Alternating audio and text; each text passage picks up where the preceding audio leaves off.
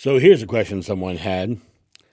She wanted to know are we God? Is everyone on this planet God? She said she's trying to wrap her little brain around it. And she said little, not me. Her little earth brain is what she said about it. She said, it makes sense that we're all one with God, but this is a big idea. And she's absolutely right. It's a big idea. It's a big idea. Are we God? Are we God? So the Bible says we are created in God's image. Okay. Now, the book of John says God is love. Okay.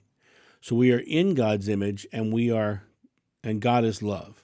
So we are in love. We are in the expression of love. We are in this expression of love, this image that and it uses the word image.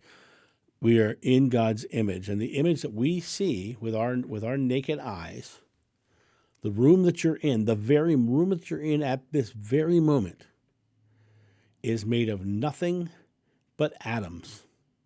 And all of those atoms, according to science, are nothing but an energy event.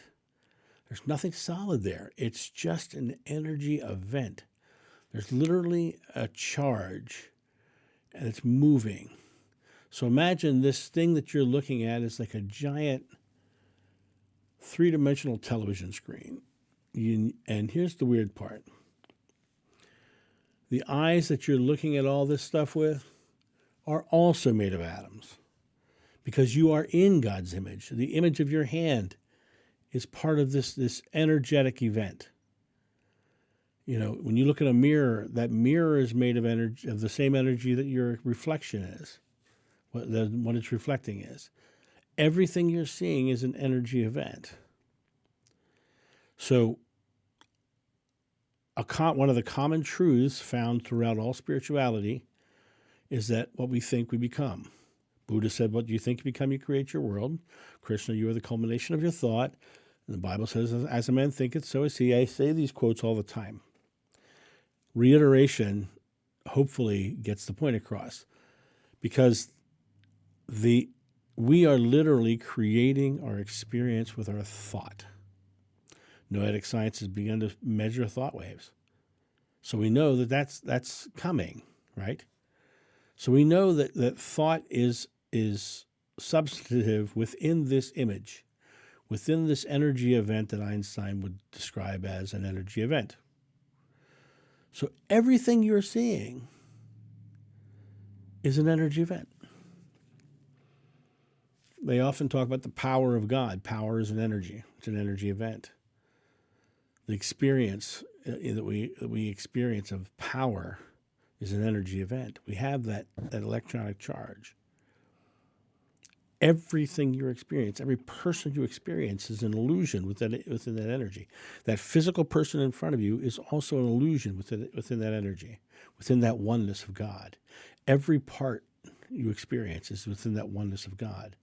That tree outside that you trim the limbs off of and clean up the leaves from is part of the energy event. The grass you cut, the walk in nature you take, that little boy playing it by the side of the road.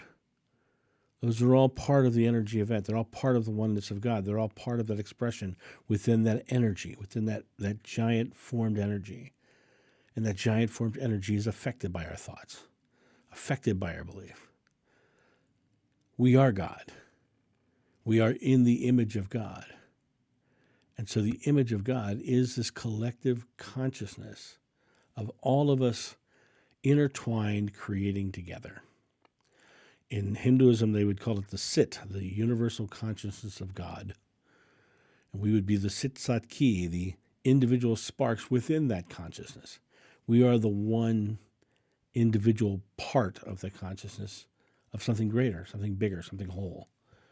So collectively, we are all God, and God is all us, and we are all one, because it's the oneness of God that lets us say, okay, I am divine. I can create my experience. I can set forward my beliefs and my truths and experience what I believe. It's that oneness with God, that simple oneness. And it sounds so esoteric and crazy, but it's the simplicity of realizing that your outer expression, your outer experience is you. You know, they often say if your house is cluttered, you have a cluttered mind. You know, if you believe cluttered thoughts, you're going to have clutter, right?